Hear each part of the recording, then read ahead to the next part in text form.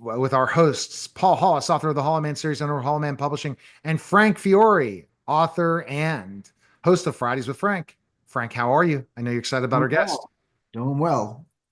All right, our guest today is Christopher Berg, uh, and I'm excited to talk to him about this amazing products and everything. Christopher, tell us a little about your background, how you got involved with this organization, and I love the axe, by the way, Christopher. Fantastic.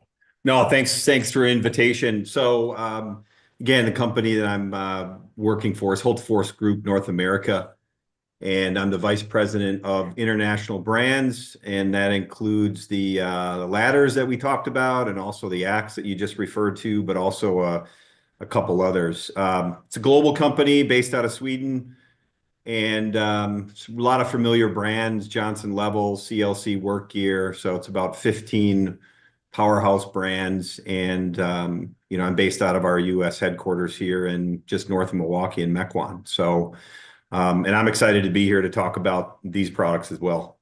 Absolutely.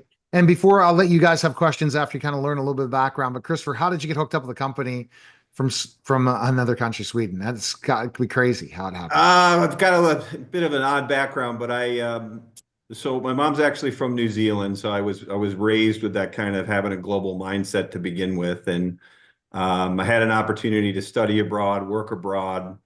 I've worked for a couple different companies that were global, so it kind of became my wheelhouse, I guess. I speak a couple other languages, and I always had kind of my eye on Holtefors because of the brands they have, and life brings you in certain directions, and my path crossed with this company, and it looked like a great opportunity. We're a big company, but it's a startup opportunity bringing awesome brands into the market, and that's right, like I said, right in my wheelhouse. All right, good. Frank, what question do you have for Christopher? Yeah, well, first question I have is what makes your ladder so distinctive, so different?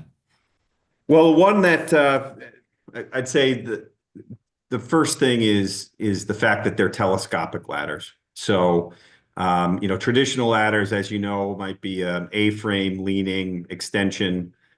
Big difference with our product is telescopic. It's hard to describe, but when you see it in action and actually, touch it, you'll be able to gather that.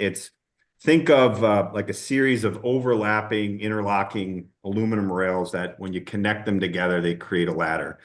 And I was thinking about, what parallels could you draw? If you golf, then you probably have a ball retriever, right? So it collapses down to that, short stick, or you extend it out. And regrettably, that's the club that I use the most in my bag. So same kind of concept of telescoping technology there. So Well, that's the main difference. And as you can imagine, if it collapses down, I mean, our shortest ladder collapses to 30 inches, so it's lightweight and super compact. And unlike fixed ladders, you can really adjust the height to exactly what you want rather than having to grab a ladder that's too long. So that would be the main difference, I would say. but there are telescopic ladders on the market, correct? Yes, in fact, they've been around for a while. We've rebranded our product here in the U.S. And why I say that is our company invented the telescopic ladder close to 30 years ago. It's branded Telesteps outside of North America. And that was invented and has been sold for 30 years. And so we know it extremely well. There's been copycats like other invention. There's always copycats and Me Too's. The biggest difference between our product, beyond the fact that it's made with Swedish aluminum in our state-of-the-art facility in central Sweden, we have the rail, which is called the side of the ladder. We have a very unique patented design, and it's more of a triangular design versus a round tube design. And I don't want to get too techy because A, I'm incapable, but two, it basically comes down to that triangular tube design makes our ladder stronger and more rigid. So when you when you grab a ladder and you kind of twist it back and forth, you want to make sure that that's stable. And the competition, those round tube designs, it frankly feels like two pool noodles, and that's not a real reassuring feeling when you're getting up on a ladder. No, it doesn't seem like a reassuring feeling. And can you explain the difference between a regular ladder and a telescopic ladder? So again, regular ladders, there's a broad range of categories, but let's just take a straight leaning ladder. So that's just a ladder that you would, as it sounds, it's just lean it up against whatever structure you're trying to climb up on. But that ladder has a fixed length. Sometimes it's 8, sometimes it's 10, sometimes it's 12. It could be higher than that.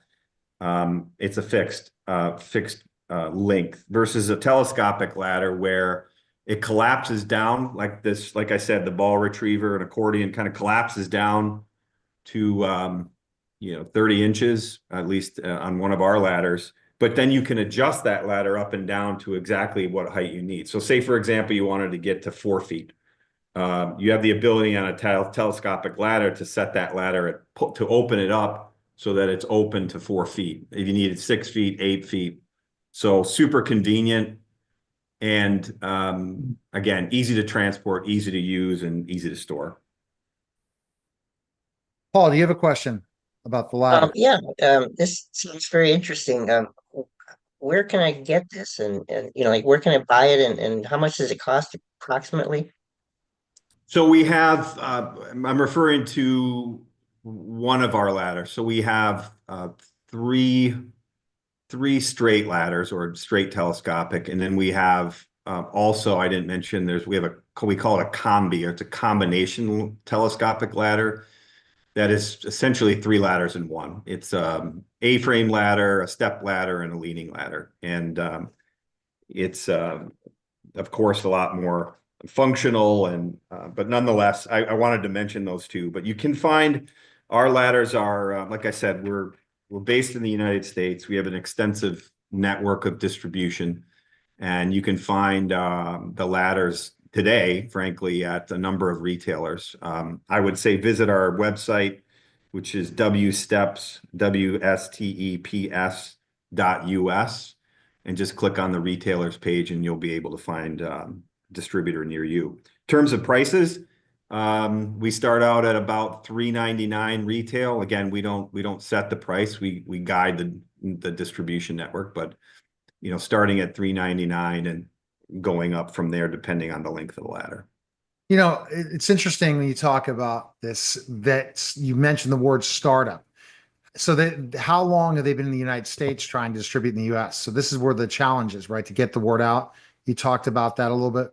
Yeah, that is always the challenge. And so we just launched this ladder brand as an example at World of Concrete. So we were there a couple of weeks ago, and that's when we kind of unveil and reveal to the market, and above all, get feedback from the pro end users that are there. But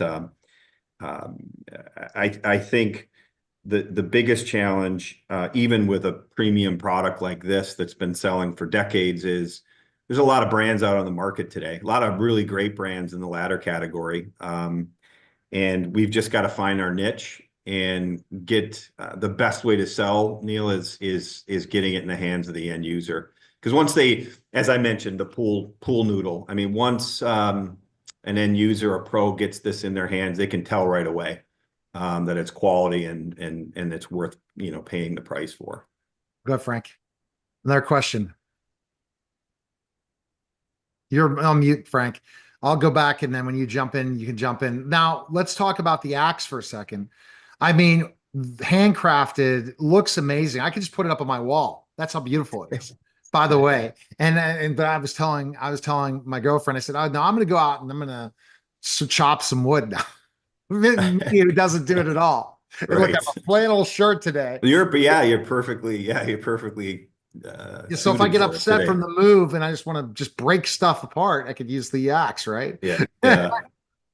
Yeah, the axe that we sent you, Neil, was it's a new, we call it the Spika. It's Spika.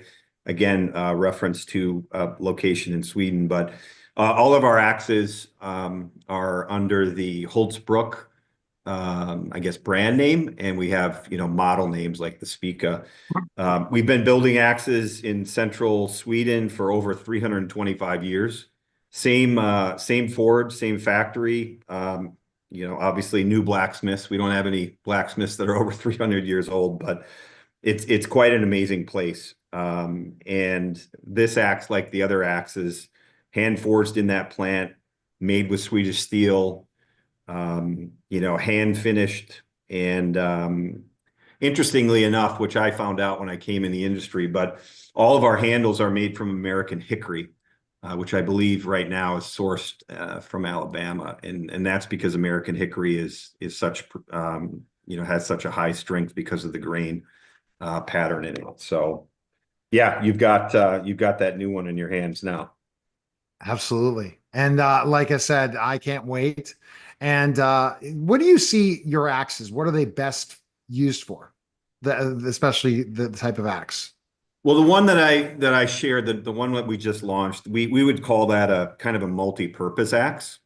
And what I mean by that is it's good for things like precision work, carving, whittling, but also some other, bushcraft camping activities like chopping, splitting, and just trail maintenance. But if I step back, you can go really deep on the whole axe category, but axes are one of three basic types.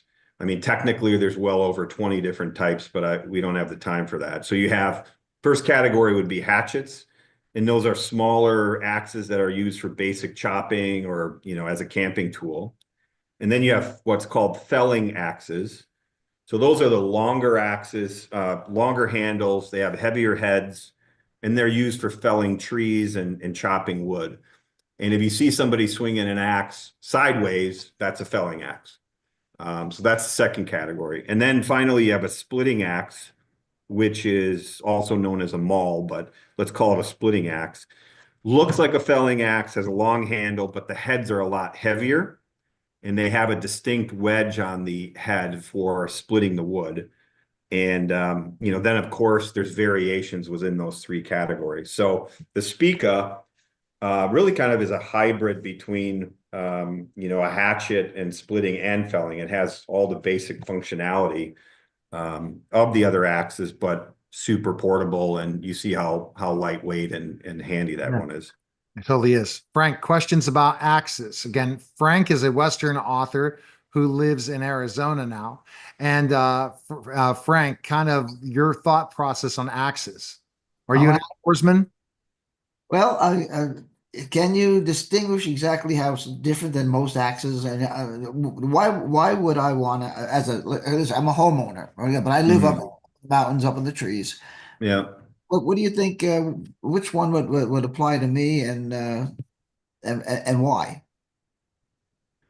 Well, in addition to the three categories, Frank, I of course you can walk into an outdoor retail store, a hardware store, and you can find axes. So you've got your basic axes that might be more, they might have composite handles, they might have wood handles. There's a full gamut of that. And why would you buy our axe? Well, we're a premium axe, meaning it's hand forged. The steel is Swedish steel, so based on the lack of impurities, it's a more consistent, more durable steel, so it's going to last a long time. And then like I said, the high quality American hickory is another reason why you'd probably want to step up. So you can buy an axe for $10 if you wanted to, or you can pay a couple $100. It really depends on what you're looking for. And I think longevity and durability, Frank, is probably the key. Neil said, yeah, I'll put it up in my, I can put it up on a shelf, and I can tell you, Neil, there's a lot of people that buy our axes just to have as a mantelpiece because they are cool. But on the other end, there's a lot of really heavy users as well. Well, I'm probably gonna have to do some of the heavy using, even though I'm not an outdoorsman at anything. So I'm sure that you have potential videos on YouTube on how to use them. Who knows? That could be an idea, absolutely, to get people. Now, the thing that people say, okay, we're not buying American. Is it easy when we go and order it that it comes from, Sweden to the US and the distribution? So let's say I go to the website and I go and purchase an axe or purchase anything, or is it a long process or can you get shipped pretty quickly? No, not at all. Like I mentioned, again, we're a global company. We're privately held, based out of Sweden, but I mentioned Johnson Level CLC work here. I mean, we're here in Wisconsin. We have a distribution center here in Wisconsin. We have all the products that I referred to that are, probably 20 minutes away from where I'm sitting today. So absolutely, no issues with stock. And then we have the distribution network that carries those brands. So you could go. We have a local hardware store within 15 minutes. We're selling these, the axes and the ladders there as well. So widespread availability. Sometimes when we bring the product over initially, we're kind of guessing what kind of demand we're going to get, but we're fully loaded on all those products. Well, that's wonderful. Great news for sure. Paul, any questions for Christopher? Any more? Yeah, actually, I do. I'm interested in safety tips and that. And I am the last ladder I was on fell off of and shattered an ankle. But are there any tips that your products have that are kind of different? I mean, like, can you save my life with your tools? I mean, is there something different about them that says, okay, you got to do this and the ladders won't fall, and you got to do this, and the axe won't bounce back on you, and that sort No, of thing? I'm glad you brought that up, Paul, because of course we're here promoting the products, but number one priority is safety. I'd say in both of those categories in particular. Maybe this is the safety show because we're talking about ladders and axes, but yeah, like you said, ladder falls. I pulled some stats because I thought maybe this topic would come up, but among construction workers, 81% of fall injuries in the US involve a ladder. So it is a pretty common occurrence. And I would say from day one, when the team designed this product, a couple decades ago, safety was a top priority. And on the ladders that I just described, the W steps ladders, there's a few things to point out, and I'll use the kind of the human body or skeleton as kind of the comparison. So first of all, the backbone of the ladder, which we call the rails, you got to make sure you have a strong ladder, strong material. Our ladders are made from aircraft grade aluminum, Swedish aluminum, so very strong. I mentioned the triangular tube design, which is important to make sure that the ladder stay as stable as it can. Every ladder is going to flex a little bit, but of course you don't want to have a lot of, side to side, left to right, torsional movement. So that's very important. And our triangular tube design minimizes that. The other thing about our telescopic ladders is each section of the ladder kind of sits in the one next to it. So there's overlapping that increases the strength of the ladder. So that's important. And simple things like the width of the rung of a ladder. Ours are about 30% wider than most others. They're metal, and that's important because you want to have a secure and level place to put your foot. And also, you don't want to fatigue. We've all been on those ladders that have the really narrow rungs, and if you stand on them for an extended period of time, you can really feel it in your ankles. So, and then things that we have that competition doesn't. I would say number one, we have adjustable safety feet, and that's an add-on accessory that basically screws right into the bottom of the ladder. And imagine, most ladders you would say, yeah, perfect world, you're on perfectly level ground, but that's never the case. Go to any job site, you're going to see ladders that are used, and there's, dirt, concrete, there's stuff all over the place. So you want to make sure you get that ladder as level as possible. And when you can adjust the feet, that allows you to straighten it out. Stabilizer bars is another thing. Standard equipment. Those are Paul, those are things that attach to the bottom of the ladder that kind of extend out and give you two more additional points of contact. So there's quite a list, but I would say it's what is it made of? How is it made? And how well does the ladder stay, stable and comfortable? And of course, our product is ANSI certified. That's the testing body that evaluates, everything from materials, load bearing capacity and compliance. And our ladders are all type 1A, which is a heavy duty certification. So they've been through the ringer, if you will, with ANSI. Wow. Great safety question, Paul. Love it. And you said you guys should have a podcast for the United States to educate people on ladders and axes. It's very interesting how much importance the product is now with like the home shopping network with TikTok and all these different places, because that's really the one that an opportunity can come, but it's all about creating content and stuff. But Frank and Paul, Frank, any any questions for Christopher? Nope, I don't. All right. So Christopher, best place people can purchase the items is go where? I'd say go to both of our websites because there you'll be able to find a retailer near you. So again, for the ladders, it's wsteps.us. You may hear some people refer to that as V-steps because that's how the Swedish people pronounce the W. So that's the ladders. And then the second is Holtzbrook. So HULTSBRUK, 1697, because that's the year the company was founded, .se rather than .com or .us. So yeah, just Google the brands. That'll take you to our website, and that's the place to find out more information. All right. We appreciate it, sir. Thanks again. Been wonderful. Thank you for the opportunity, and you guys have a great afternoon. Good luck with your relo, and be careful with the apps. Great educating us. You did an amazing job. All right. That was a special simulcast.